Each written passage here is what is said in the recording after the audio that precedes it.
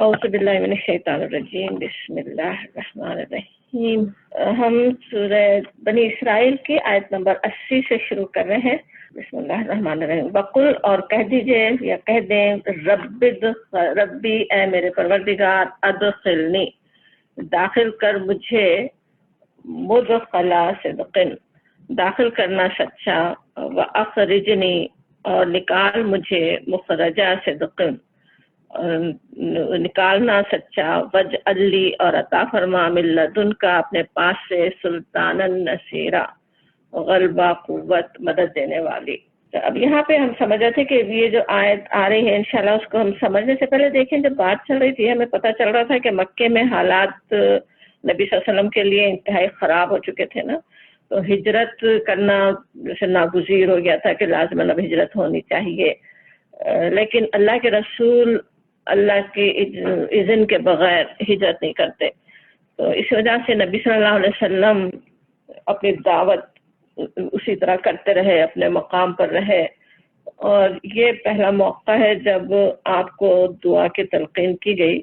اس میں ایک تو یہ کہ ہجرت کی طرف اشارہ ہے کہ اب جیسے ہجرت کا وقت قریب ہے، اور بلکہ ساتھ ہی بشارت بھی ہے کہ آپ کے نکلنے سے پہلے ہی آپ کے داخل ہونے کا انتظام کر لیا گیا، اور آپ کا نکلنا اور داخل ہونا دونوں جیسے عزت کے ساتھ، وقار اور استحکام کے ساتھ ہی ہوں گے، اور اللہ تعالیٰ کی طرف سے غلبہ نصرت الہی آپ کو ملنے والی ہے۔ اب یہاں پہ جس طرح بات جو کی گئی، ربی قل ایک تو کہا جا رہا ہے، قل جو ہے یہاں پہ کہو، جو دعا کرنے کے مفہوم میں ہے، اور بھی جگہ قرآن میں جہاں دعائیں آئی ہیں اکثر اس طرح سے شروع ہوتی ہے نا، قل کہو، دعا کرو، اور دعا کیا کرو، ربی اے میرے رب، ادخلنی کہہ تو مجھے داخل فرما، مدخلا صدق مدخلا کیا ہوا، داخل ہونے کی جگہ، جہاں داخل ہو انسان، تو داخل ہونا، بلکہ مدخلا اس کا مصدر ہے، داخل کرنا، داخل ہونا، صدق سچا، سچائی کے ساتھ داخل ہونا، اصل مفعل کے وزن پہ ہے، مصدر بھی ہو سکتا، اور یہ کہ ظرف مقام کے لیے بھی، تو داخل ہونے کی جگہ بھی، یا یہ کہ داخل کیا جانا، داخل ہونا سچائی کے ساتھ، صدق کے ساتھ داخل ہونا۔ اور صدق کے جو معنی ہے سچائی تو سب کو پتہ ہے صدق کے معنی، لیکن اس کے علاوہ بھی صدق کا لفظ عزت اور استحکام کے لیے بھی آتا ہے، ظاہراً باطناً درست ہونا، بالکل صحیح کام ہونا، اس کے لیے بھی صدق کا لفظ آتا۔ قرآن میں خود کئی جگہ اس طرح سے استعمال ہوا، سورہ یونس میں جیسے ہے، وَبَشِّرِ الَّذِينَ آمَنُوا أَنَّ لَهُمْ قَدَمَ صِدْقٍ عِندَ رَبِّهِمْ، اور خوشخبری دے دو ان لوگوں کو جو ایمان لائے ہیں کہ ان کے لیے رب کے پاس سچی عزت اور سرفرازی کا مقام ہے۔ وہاں قدم صدق کہا گیا، ایک اور جگہ مقعد صدق بھی ہے، اچھی بیٹھنے کی جگہ، عزت کی جگہ اللہ تعالیٰ ایمان والوں کو دینے والا ہے، اہل ایمان کو۔ اور یہاں پہ جس طرح یہ دعا سکھائی جا رہی ہے، داخل ہو سچائی کے ساتھ، عزت کے ساتھ، صدق کے ساتھ میرا داخل ہونا ہو۔ ہم دیکھتے ہیں نبی صلی اللہ علیہ وسلم اسی طرح سے کس عزت کے ساتھ اور سچائی کے ساتھ مدینے میں داخل ہوئے۔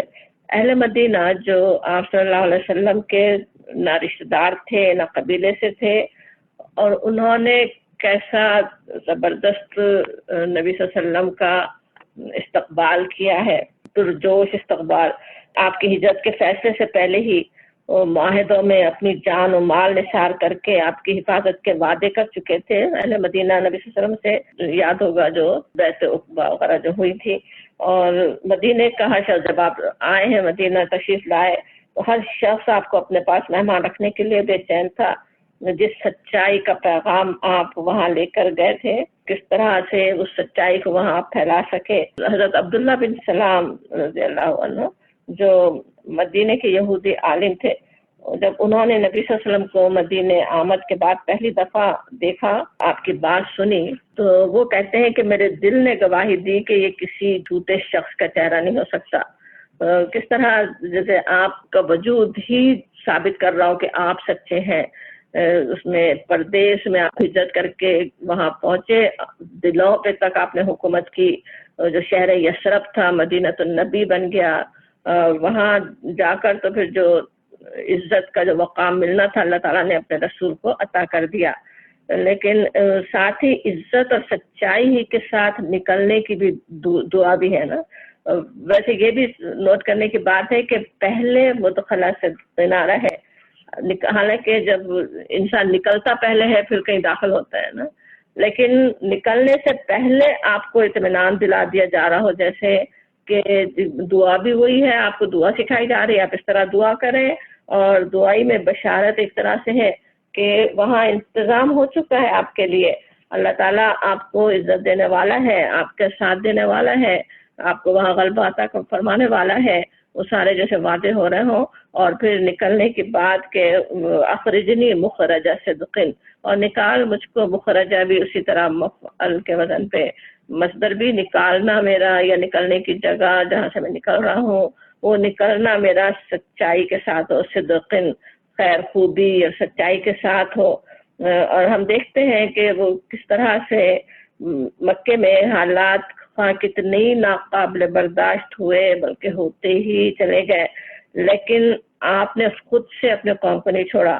ان کے خیر خواہی کے لیے، انہیں سچائی کی طرف بلانے کے لیے جب تک جس طرح ممکن تھا آپ کوشش کرتے رہے. جب وہ قوم نے خود ہی قتل کا منصوبہ بنا لیا، تب اللہ تعالیٰ نے اپنے رسول کو عزت کے ساتھ وہاں سے نکال لیا. آپ صلی اللہ علیہ وسلم کو حق سے ہٹانے کے لیے کیا کچھ کوششیں نہیں کی گئی، لیکن حق پر ہی قائم رہے. جب تک مکے میں تھے حق پہ قائم رہے، حق کے ساتھ ہی مکے سے نکلے. آپ کے نکلنے کے بعد بھی آپ کے جانی دشمن تک آپ کی سچائی، آپ کی امانت، آپ کی دیانت کی گواہی دینے پر مجبور ہوئے. وہ بھی وقت یاد کریں جب وہ رات کیسی رات ہوگی نبی صلی اللہ علیہ وسلم کے لیے. آپ کو اطلاع مل چکی ہے کہ وہ سارے کے سارے قبائل مل کر نبی صلی اللہ علیہ وسلم کو قتل کرنے کے منصوبے بنا چکے ہیں، محاصرہ ہو چکا ہے گھر کا، آپ کو پوری تیاری ان کے پاس ہے. نعوذ باللہ کہ نبی صلی اللہ علیہ وسلم کو آج کام ہی تمام کر دیں. ایسے وقت میں بھی نبی صلی اللہ علیہ وسلم امانتیں نہیں بھولتے ہیں. کتنے آپ کے وہ جو سچائی کی جیسے دلیل ہے نا کہ سارے اہل مکہ جانتے تھے، اپنی امانتیں اس وقت تک بھی آپ کے پاس رکھواتے بھی تھے، اور آپ نے ان کا کس طرح انتظام کیا، حضرت علی کے حوالے کی کہ وہ ان سب کو دے کر امانتیں وہ پھر ہجرت کریں.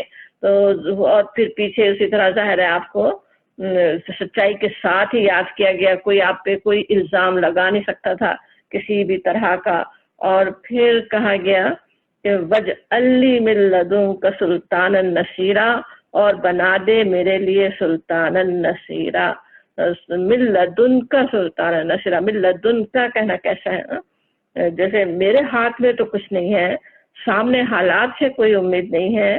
اس وقت جب تصور کریں جو نبی صلی اللہ علیہ وسلم پر یہ آیات اتری ہیں، اس وقت حضرت ابو طالب اور جو بڑے سب سے بڑے سپورٹر تھے، اور دوسری حضرت خدیجہ رضی اللہ عنہا کے سہارے سے محروم ہونے کے بعد کفار مکہ کیسے شیر ہو رہے تھے. اس پر امن شہر میں، مکے کے شہر میں، حرم میں، آپ اور آپ کے ساتھیوں کے لیے ہر طرح کا ظلم و ستم جیسے حلال کر دیا گیا تھا نا. اور طائف کے سفر بھی ہو چکا تھا نئی آیات کے نزول کے وقت، وہ بھی آپ کے لیے کس قدر مایوس کن تھا، کیا آپ کی کیسی بڑی وہاں مخالفت ہوئی. لیکن یہ سب حالات میں آپ ہیں، لیکن اللہ تعالیٰ العزیز الحکیم ہے، رب السماوات والارض ہے. وہ تو اپنے پاس سے سب بھی کچھ عطا کر سکتا ہے. اسی سے امید ہے، اللہ سے امید ہے، اپنے سہاروں سے بالکل امید اب کچھ بھی نہیں ہے کہ دنیا میں کوئی اور مدد کر سکتا ہے. اور اسی سے سوال کرنا سکھایا بھی گیا اس دعا میں کہ من لدن کا اپنے پاس سے آپ عطا کر دیں. سلطانا نصیرا کہا جا رہا ہے. نصیرہ کے معنی آپ جانتے ہوں گے، مدد، نصرت، حمایت. سلطان کا لفظ جو ہے وہ کئی طرح استعمال ہوتا ہے. ایک تو عام معنی جو سلطان کے ہم بادشاہ کے لیتے ہیں، حکومت کے بھی معنوں میں ہے، لیکن اس کے علاوہ واضح دلیل کے لیے بھی آتا ہے، برہان، دلیل. اور اب مجھے سلطان دے دے کا پھر کیا مفہوم ہوا کہ جو بات میں کروں دلیل کے ساتھ کروں، میری بات، میرا وجود میری سچائی کی دلیل ہو.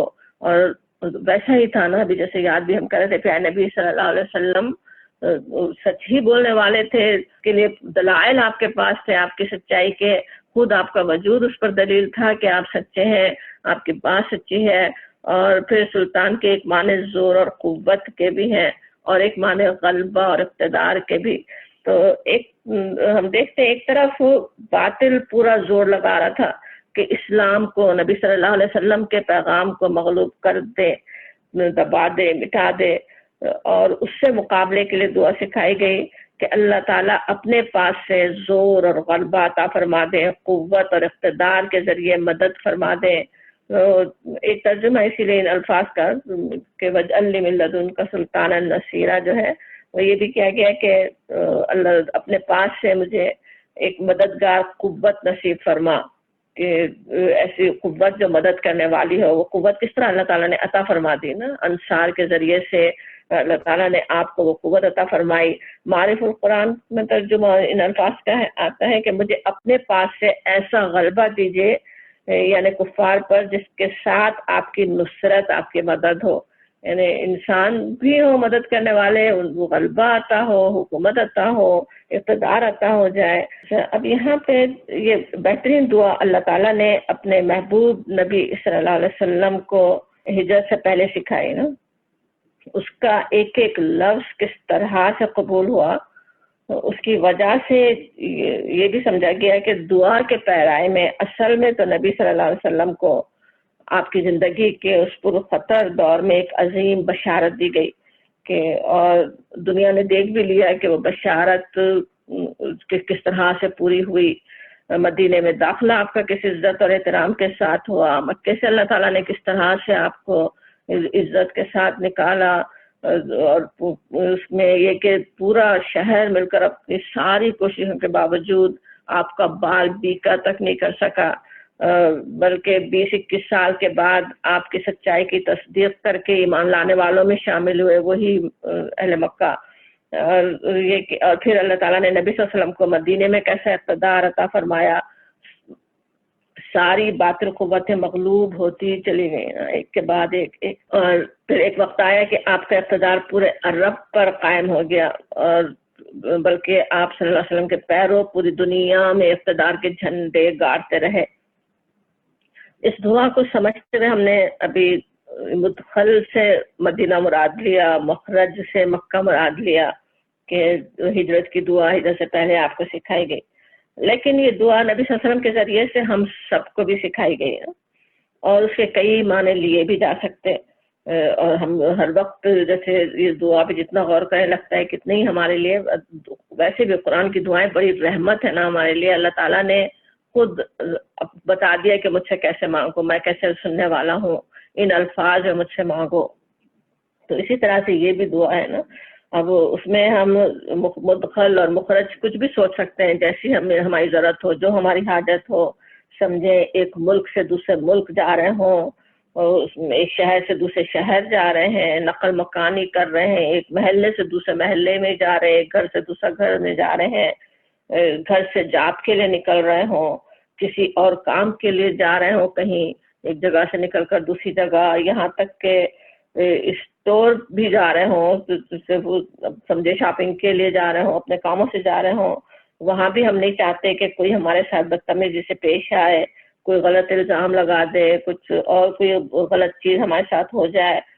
سب بھی یہی دعا کر کے ہم نکل سکتے ہیں نا کہ اللہ تعالیٰ ہمیں گھر سے بھی عزت سے نکال، وہاں پہ بھی عزت سے پہنچا، وہاں سے ہم عزت سے نکلے، گھر عزت کے ساتھ پہنچے. شادی کے بعد ہی لڑکی ایک گھر سے دوسری گھر منتقل ہو رہی ہے، اور ان سب سے زیادہ جس کی ضرورت ہے آخرت کے لیے بھی جب ہم پریشان ہو رہے ہوں، تو یہ دعا کیسی بہترین تسلی دینے والی ہو سکتی ہے نا کہ ہم دنیا کے ساتھ سچائی سے جائیں، کلمہ پڑھتے ہوئے جائیں، جاتے ہوئے ایمان کی بہترین حالت میں پر قائم ہوں. ہمارا یہ سفر آخرت کا سفر دوسروں کو سچائی کی طرف بلانے والا ہو، ہمارے پیچھے لوگ ہمارے لیے اچھے الفاظ کہہ سکیں، عزت کے ساتھ ہمیں یاد رکھیں. عزت کے ساتھ یاد رکھنا بھی بڑی چیز ہے نا. جس طرح لوگ یاد کرتے ہیں اسی طرح فرشتے بھی ذکر کر رہے ہوتے ہیں نا کہ اللہ کے بندے کا اس میں ایک اللہ کی بڑی رحمت ہے، وہ بھی اس کا احساس دلایا گیا. جیسے سورہ مریم میں حضرت ابراہیم علیہ السلام اور ان کی اولاد کے لیے اللہ تعالیٰ نے کیا کچھ رکھا وہاں پہ بتایا گیا سورہ مریم میں. تو اس میں کہا گیا وَوَهَبْنَا لَهُم مِّن رَحْمَتِنَا، اور ان کو اپنی رحمت سے نوازا، وَوَهَبْنَا لَهُمْ ہم نے ان کو اپنی رحمت سے نوازا، وَجَعَلْنَا لَهُمْ لِسَانَ صِدْقٍ عَلِيًّا اور ان کو ہم نے سچی ناموری عطا کی، ان کے لیے بنایا ہم نے لسانہ صدقٍ علیہ، زبانیں جو ان کے اچھی بات کریں، ان کے لیے اچھے نام سے ان کو یاد کریں۔ تو کس طرح جب ہم یہ دعا کر رہے ہوں وہ بھی اس میں شامل ہے کہ عزت سے ہم یہاں سے نکلے ہیں نا، اللہ پیچھے عزت سے ہمیں یاد کیا جائے، احترام سے ہمیں یاد کیا جائے، ہمیں لوگ اچھے الفاظ میں یاد کریں۔ اور پھر یہ کہ مدخل جو ہم کہہ رہے ہیں داخل ہونے کی جگہ، اب وہ یہ بھی ہو سکتا ہے قبر ہو، جب یہاں سے جا رہے ہوں تو قبر میں جا رہے ہوں عالم برزخ میں، یا اس سے آگے روز حشر ہو، یا پھر روز حشر سے انشاءاللہ جلد ہی جنت کے داخلہ کی جگہ مدخل ہو سکتی ہے۔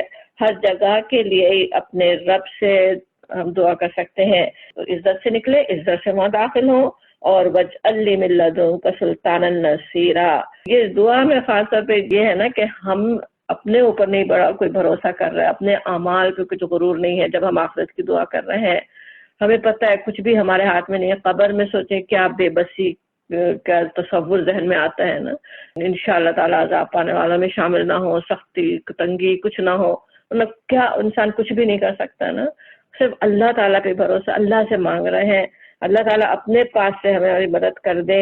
ہمارے اعمال تو بہت ناقص ہیں، غلطیاں کوتاہیاں اور اس میں کتنی ساری، اور اس میں نیکیاں کتنی کم، لیکن اللہ تعالیٰ اپنی رحمت سے ہمیں وہاں کی وہ کی بہترین بھلائیاں، قدم صدق اور مقعد صدق کی جیسے اللہ تعالیٰ نے بشارت دی دوسری جگہ، وہ عطا فرما دیں، عزت کا مقام وہاں پہ مل جائے۔ دنیا میں بھی جب تک ہے انشاءاللہ جہاں ہم جائیں سچائی لے کر جائیں، عزت حاصل کریں، لوگوں تک سچائی کی بات دلیل کے ساتھ پہنچانے والے ہوں، ہمیں دیکھ کر لوگوں کو سمجھ میں آ جائے کہ ان کا دین کیسا سچا دین ہے، کیسا اچھا دین ہے جس پہ چلنے والے ایسے اچھے لوگ ہیں۔ اور جہاں اس کے اس دنیا میں سے بھی جب جا رہے ہوں تو انشاءاللہ عزت کا مقام ہی حاصل ہو۔ سمجھ میں آتا ہے کہ کیسے اللہ تعالیٰ نے، بلکہ جتنا غور کرے اس دعا کے الفاظ پہ سمجھ میں آتا ہے کہ کتنی بہترین دعا ہے جو اللہ تعالیٰ نے یہاں ہمیں سکھا دی۔ اللہ تعالیٰ اسے ہمیں کرنے کی بھی توفیق عطا فرمائے اور ہمارے حق میں بھی قبول فرمائے۔ انشاءاللہ یاد بھی ہو، جو یاد نہ ہو تو یاد ہمیں لازمن کر لینے والی دعا سمجھ میں آتی ہے نا، کتنی بہترین دعا ہے، تمام دنیا اور آخرت کی بہترین بھلائیاں اس میں آ جاتی ہیں۔ اور اس کے بعد پھر کہا جا رہا ہے آیت نمبر 81 میں 81 میں، وقل اور کہہ دیں، جاء الحق آ گیا حق، وزہق الباطل اور چلا گیا باطل، باطل نابود ہو گیا، باطل ختم ہو گیا۔ ان الباطل بے شک باطل کان زہوقا ہے جانے ہی کے لیے یا نابود ہونے کے لیے، ختم ہونے کے لیے۔ وقل اور کہہ دیں، یہاں پہ قل جو ہے جیسے اعلان کر دینے کے معنی میں، بتا دیں، کہہ دیں، اعلان کر دیں۔ کیا اعلان کر دیں؟ جاء الحق آ گیا حق۔ حق جب کہتے ہیں تو اس کے لغت میں اس کے معنی ہوتے، لغوی معنی کسی مضبوط اور ثابت چیز کے، راسخ چیز جسے کوئی ہلا نہیں سکے، اپنی جگہ سے ہٹا نہیں سکے۔ اور اصطلاحاً ہمیں پتہ ہے حق سے مراد قرآن جیسے یہاں پہ ہو سکتا ہے، اور وہ دین حق جو قرآن لایا ہے۔ اور باطل جو کہا جا رہا ہے کہ وزہق الباطل، وہ چلا گیا باطل، باطل سے مراد وہ سارے جھوٹے دین اور جھوٹے نظام جنہیں مٹانے کے لیے قرآن آیا۔ زہوقہ کہیں تو جیسے نکل بھاگنے والا، مٹ جانے والا، زہقہ ہوتا ہے کہ کسی جگہ سے ہٹ جانا، مٹ جانا اور چلے بھاگنا، چلے جانا۔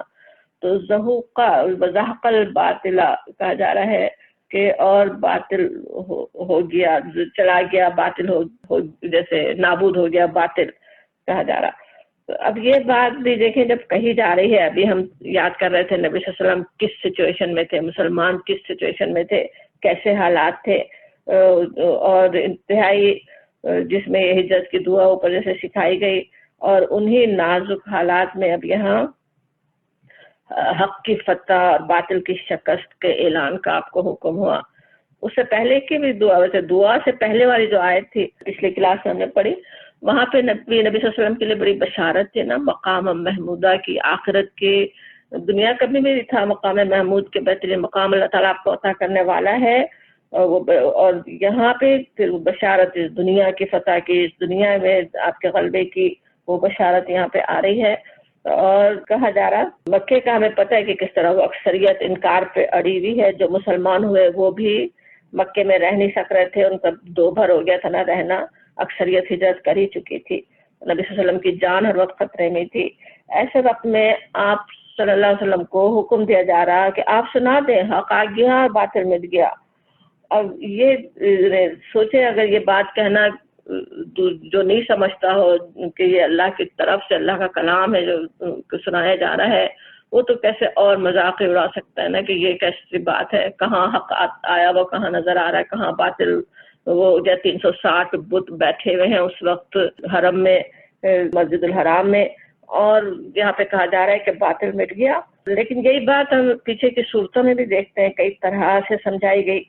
یوسف علیہ السلام کا تو پورا واقعہ ہی وہی بات ہمیں سمجھاتا ہے نا کہ کس طرح اللہ تعالیٰ اپنے محسن بندوں کی کیسے کیسے مدد فرماتا ہے، کیسے انہیں کامیابی عطا فرماتا ہے.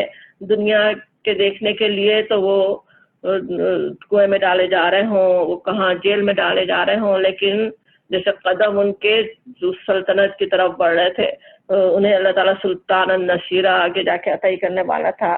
اور سورہ رعد اور سورہ ابراہیم میں بھی کئی مثالوں کے ذریعے، بہترین مثالوں کے ذریعے سے وہی بات سمجھائی گئی کہ کس طرح سیلاب کے یا مختلف دھاتوں کو جب صاف کرنے کے لیے جلاتے ہیں نا تو اس کا جو جھاگ اٹھتا ہے اس کی مثال وہاں پہ ہے نا کہ دی گئی کہ کس طرح وہ جھاگ جو ہے وہ تو ختم ہو جاتا ہے، ہٹا دیا جاتا، جو اصل چیز ہے، جو ثابت چیز ہے، جو حق ہے وہی نیچے رہ جاتا ہے. یا جیسے سورہ ابراہیم میں کلمہ طیبہ، کلمہ خبیثہ کی مثال دی گئی. خضرو، جھاڑیاں وغیرہ، ویڈ، ایک وقت آتا ہے کہ اتنی زیادہ اگ جائیں جب کوئی ان کو ہٹانے والا، انہیں صاف کرنے والا ہاتھ نہیں ہو، تو ایسا لگتا ہے کہ بس وہی چھا گئے ہیں. اور کوئی جیسے انہی کا غلبہ ہے، پورا یارڈ اس سے ویڈ سے بھرا ہوا ہے، ایک پورا بڑا پلاٹ جو ہے وہ ایسے خضرو جھاڑیوں سے بھرا ہوا ہے. لیکن اب جب کہ قرآن کا جیسے نزول ہو گیا ہو، اللہ کے رسول کی آمد کے بعد تو جیسے فیصلہ ہو جاتا نا کہ اب باطل کو مٹ جانا ہے، حق کو غالب ہی آنا ہے. دین حق میں جو سچائی کی طاقت ہے اس کے سامنے یہ جھوٹے فلسفے ٹھہر نہیں سکتے. اب ان سب کو ختم ہی ہو جانا ہے. اور رسول کی خصوصاً جب ہجرت کا حکم آ جائے، ہجرت ہو جائے، تب تو گویا دین حق کو غالب کرنے کا فیصلہ ہی ہو جاتا ہے نا کہ اب تو بس جیسے باطل کو مٹانے والے ساری گندگیوں کو دنیا سے صاف کرنے کے لیے میدان میں آ چکے، اب لازماً صفائی ہو جانی ہے، اب لازماً اللہ کی مدد آ جائے گی. اب حق کو آنا ہی آنا ہے، قائم ہی ہونا ہے، باطل کو جانا ہی جانا ہے. اور یہ پیشن گوئی جو کی گئی یہاں پہ، وہ کس طرح سے فتح مکہ کے وقت پوری ہوئی نا، وہی پیشن گوئی اسی جگہ سے، اسی مقام سے، اس مکے میں جہاں سے نبی صلی اللہ علیہ وسلم کو ہٹایا جا رہا تھا، آپ کو وہاں نہیں رہنے دیا جا رہا تھا، وہیں پہ وہ حق آ گیا. وہاں پہ سب کو جو ہے سب نے ایمان قبول کیا، کس طرح سے دین وہاں پہ قائم ہو گیا، حق آ گیا. اعلان اس وقت کر دیا گیا، اللہ کے تقدیر میں تو ہو چکا تھا فیصلہ. وہ حق جیسے ہی رسول مبعوث ہوئے وہ آ گیا حق، اور باطل کو جانے جانا تھا. ان الباطل کان زہوقا ہے، اللہ کی سنت یہ ہے، باطل تو جانے کے لیے ہوتا ہے.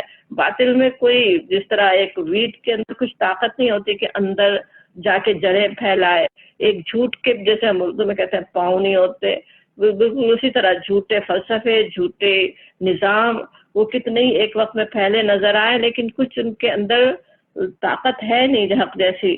وہ تو ہٹائے جا سکتے، آسانی سے ہٹ سکتے ہیں. اصل تو صرف ہٹانے والے ہاتھ چاہیے نا اس کو، اور جو اس کو پکڑ لے، جو مضبوطی کے ساتھ اللہ کے بندے اخلاص کے ساتھ حق کو تھام لے، اللہ کی مدد آ جاتی ہے. لازماً اللہ تعالیٰ مدد فرمانے والا ہے، لازماً وہ حق آ کر رہے گا، حق قائم ہی ہو جائے گا.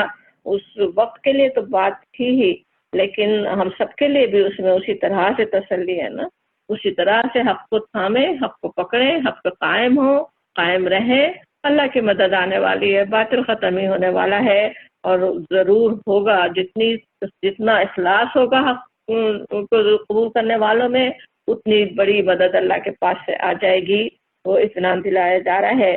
ایک اور اس میں یہی والی آیت جو ہے، نبی صلی اللہ علیہ وسلم جب مکہ فتح ہوا تو بخاری کی حدیث ہے جس میں حضرت عبداللہ بن مسعود کا بیان ہے کہ فتح مکہ کے دن نبی صلی اللہ علیہ وسلم کعبے کے بتوں پر ضرب لگا رہے تھے، اور آپ کی زبان پر یہی الفاظ جاری تھے کہ جا الحق و زحق الباطل ان الباطل کان زہوقا.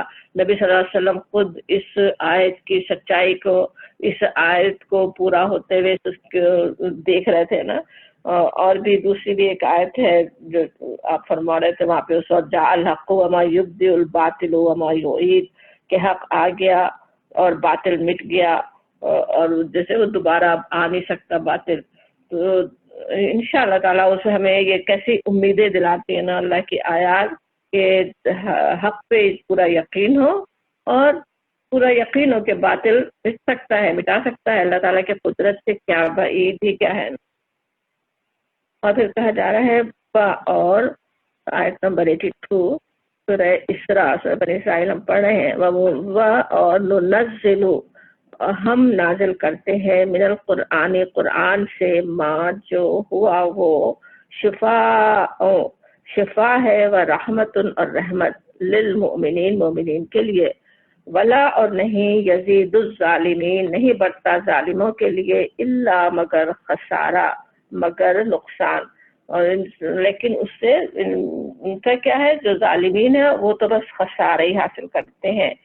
یعنی سمجھ میں آتا ہے کہ قرآن جو ہے وہ کیسی چیز ہے نا، کیسی شفا ہے. اصل ویسے تو آیت جو بات کہہ رہی ہے ہمیں یہاں پہ، وہ قرآن کو جو جھٹلانے والے ہیں ان کی محرومی پر جیسے اظہار افسوس ہو رہا ہے، ان کو ملامت ہو رہی ہے کہ قرآن میں تو کیا کچھ اتر رہا ہے، کیا کچھ لوگوں کے لیے روحانی اور عقلی جو روگ انسان کے ساتھ ہیں ان سب کا مداوع ہے، ان سب کا علاج ہے، رحمت ہی رحمت ہے.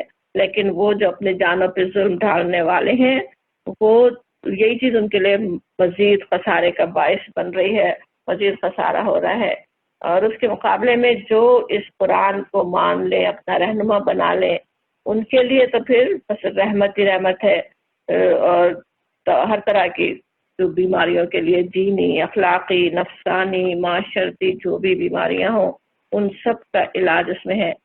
سورہ یونس میں بھی اللہ کی کتاب کیسے رحمت بن کر آئی ہے بتانے کے لیے وہاں پہ کہا گیا، اس کی آیت نمبر 57 ہے سورہ یونس کی، یا ایھا الناس، اے لوگو، قد جاءتکم، آ گئی تمہارے پاس، موعظۃ من ربکم، موعظہ، نصیحت تمہارے رب کی طرف سے، وشفاء لما فی الصدور، اور شفا اس کے سینوں میں، تمہارے سینوں کے لیے، وہدی ورحمۃ للمؤمنین، اور ہدایت اور رحمت مومنین کے لیے.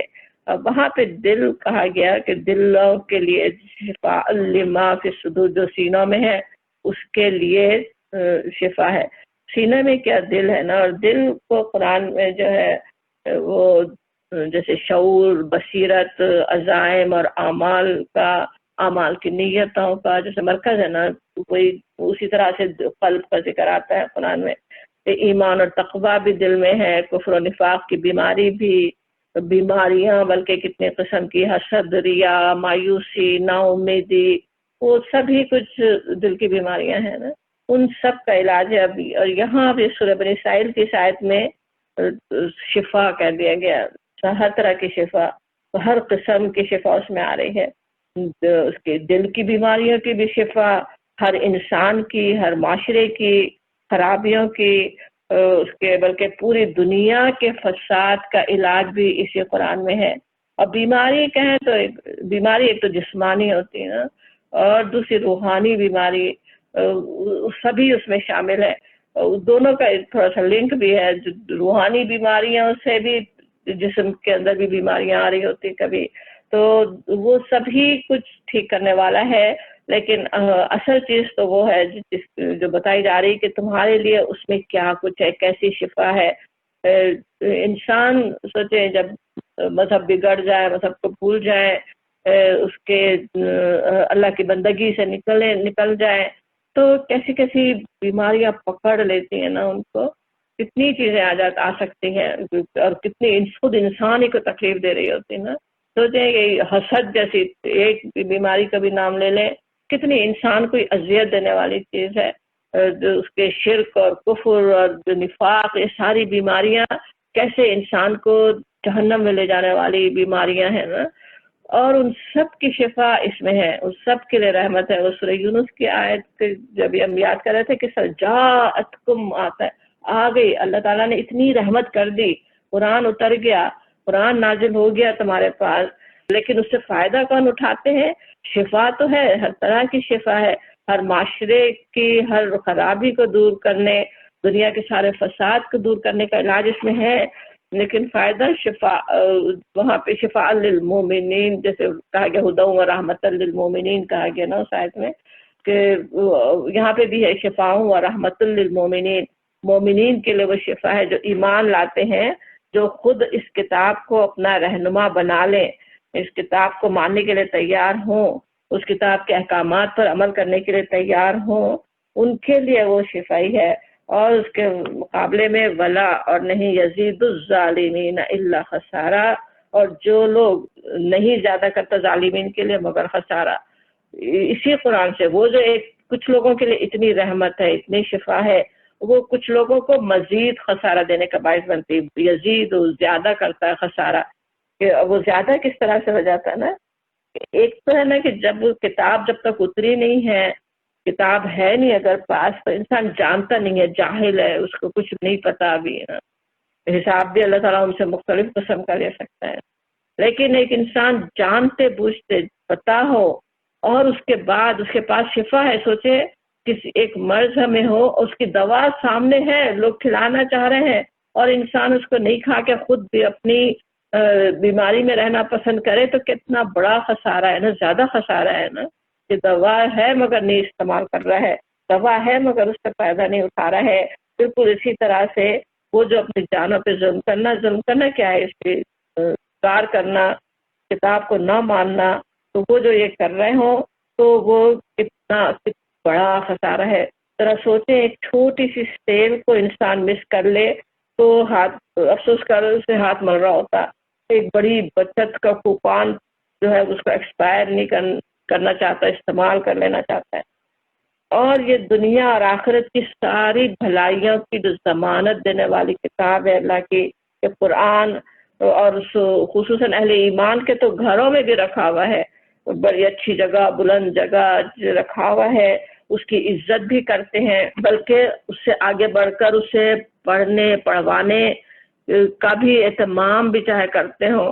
لیکن اگر اس کے معنی کھول کر نہ دیکھیں، یا دیکھ بھی لے معنی، سن بھی لیں، مگر اس پہ عمل ہی نہیں کریں، اس کے اپنے عمل کو اس کے مطابق کرنے کے لیے تیار ہی نہیں ہوں، تو کتنی بڑی بدنصیبی کی بات ہے نا، کتنا بڑا خسارہ ہے. اس کا یہاں پہ احساس دلایا جا رہا ہے کہ کچھ لوگوں کے لیے تو یہ رحمت ہے، اور جو ظالم ہو، اس قرآن کو ان کے سامنے پیش کیا جا رہا ہو مگر نہیں ماننے کو تیار ہو، اس کو لینے، ہاتھوں ہاتھ لینے تو دور کی بات ہے، اس کو سننا بھی نہیں چاہتے ہوں، اس پہ بالکل عمل نہیں کرنا چاہتے ہوں، وہ کتنا بڑا خسارہ ہے. خسارہ بھی کیسا خسارہ، دنیا میں تو کتنی بڑا نقصان ہو، وہ اس دنیا کی حد تک کا ہو سکتا ہے نا. اس قرآن سے لاپرواہی، اس قرآن کو نہیں ماننے کا نقصان تو کیسا ہمیشہ ہمیشہ کی زندگی کا نقصان ہے. اللہ تعالیٰ اس سے ہمیں محفوظ رکھے. اتنی بڑی جو اللہ تعالیٰ نے ہمیں نعمت دی ہے، جس میں اتنی شفا اور اتنی رحمتیں اللہ نے رکھی ہیں. ابھی اس دعائی کو پڑھتے ہوئے کیسے لگ رہا تھا کتنی رحمت ہے اس دعا میں. سوچیں کیا کیا ہم اپنے رب سے مانگ سکتے ہیں رحمتیں، کیا کچھ اس سے لے سکتے ہیں. اور پوری کتاب میں یہ سوچیں تو پھر پوری قرآن کا سوچیں تو اس میں تو کیسی کیسی بشارتیں، کیسی کیسی رحمتیں ہیں. ان رحمتوں سے اگر انسان اپنے آپ کو محروم رکھ لے تو اس سے بڑا اور کیا خسارہ ہو سکتا ہے نا. انشاءاللہ ایسے خاسرون میں ہم شامل نہ ہوں، بلکہ اس قرآن پر بہترین طریقے سے عمل کرتے ہوئے اس کی بہترین رحمتوں کو ہم پالنے والے ہوں. تو یہ تو اصل شفا ہے جو اس قرآن میں ہے. لیکن اس کے دوسرے بھی شفا، جسمانی شفا بھی سمجھی بھی گئی ہے بھی، اگرچہ وہ تھوڑی سی ہے، وہ ایک چھوٹی سی چیز ہے نا. قرآن میں جتنی رحمتیں ہیں وہ تو ایک دریا کی بھی مثال اس کے لیے کم ہے. سمندر ہے رحمتوں کا، اور اس سے دنیا کا جو چھوٹا سا کسی ایک آیت کو پڑھنے سے یہ حاصل ہو جائے گا، وہ آیت پڑھنے سے رشتہ مل جائے گا، وہ آیت پڑھنے سے ہمیں وہ کام ہمارا بن جائے گا، وہ ایک چھوٹے چھوٹے سے ایک قطرے ہیں جو وہ بھی رحمتی ہے، وہ بھی مل سکتی ہے، چاہے وہ بھی لے لے. جسمانی شفا بھی مل سکتی ہے، اس کے لیے بھی پتہ بھی ہے کس طرح اللہ نے شفا بھی رکھی ہوئی ہے نا. سورہ فاتحہ کو خصوصاً سورہ شفا اس کا نام ہی صحابہ کرام کہتے تھے، تو اس میں بھی شفا ہے. اس کے لیے واقعہ بھی ایک آتا ہے کہ کس طرح کہیں ایک قافلہ صحابہ کرام کا سفر کے دوران کہیں جا کے ٹھہرے ہوئے تھے، اور کسی قریب کی بستی سے انہوں نے ان سے مہمان ان کے میزبانی کا وہ کہا کہ ہماری میزبانی کریں نا. طریقہ وہی ہوتا تھا نا، مسافر گزر رہے ہوں تو جگہ جگہ وہاں پہ ہوٹلیں تو نہیں بنی ہوئی، تو لوگ ہی مسافروں کی دیکھ بھال کرتے تھے، لیکن انہوں نے انکار کر دیا کھانا دینے سے. اور ہوا یہ کہ اس بستی کا جو رئیس تھا اس کو کسی نے کاٹ دیا، جانور نے، کسی موذی چیز نے. تو وہ بہت سخت تکلیف میں تھا، تو وہ لوگ ان کے پاس آئے کہ کچھ علاج کریں. تو ایک صاحب نے کہا ہاں میرے پاس ہے علاج، لیکن تمہیں اس کے بدلے میں کچھ دینا ہوگا ہمیں کھانا. اور پھر انہوں نے جا کر جیسے 7 دفعہ سورہ فاتحہ پڑھ کے اس کو دم کیا اور وہ ٹھیک ہو گیا. تو اس طرح اللہ تعالیٰ نے شفا اس میں رکھی ہوئی. الفاظ میں بھی ہے نا کچھ طاقت ہے، اور اللہ کے کلام میں تو ہے برکت بہت زیادہ. تو شفا حاصل ہو تو سکتی ہے، مختلف کلمات میں اللہ تعالیٰ نے شفا مختلف رکھی بھی ہو سکتی ہے. خاص طور پہ سورہ فاتحہ کا تو ہمیں پتہ ہی ہے کیسی شفا ہے، تو وہ بھی شفا ہے. لیکن یہاں اصل بات تو اس کی ہے پورے دنیا کے لیے، پوری دنیا کی بیماریوں کے لیے، تمام روحانی بیماریوں کے لیے شفا ہے. اس کی طرف انسان رجوع کرے. اور سچ مچ کتنی ہی چیزوں کے لیے، خصوصاً آج ڈپریشن کا مرض کتنا بڑا ہوا ہے، اور وہ اس کا بہترین علاج اسی میں ہی ہے. اگر انسان اللہ کے قریب آئے، اللہ کی کتاب کو پڑھے، اس پہ غور کرے، اس میں جو دعائیں ہیں وہ کرے، انشاءاللہ اللہ تعالیٰ شفا دے سکتا ہے، شفا عطا فرما سکتا ہے. اس پہ بھروسہ اسی طرح سے ہونا جس طرح اس دعا کا بھی ہم سمجھتے ہوئے کر رہے تھے. اپنے پاس سے آپ دے دیں، ہمارے پاس کچھ نہیں ہے، آپ کر سکتے ہیں.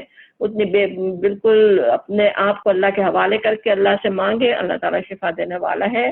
انشاءاللہ تعالیٰ ہم اس قرآن کے جیسی شفا ہے، جیسی رحمت ہے، وہی رحمت ہم پانے والے ہوں، نہ کہ خسارہ اٹھانے والے. وآخر دعوانا الحمدللہ رب العالمین. سبحانک اللہم و بحمدک، اشہد ان لا الہ الا انت، استغفرک و اتوب الیک.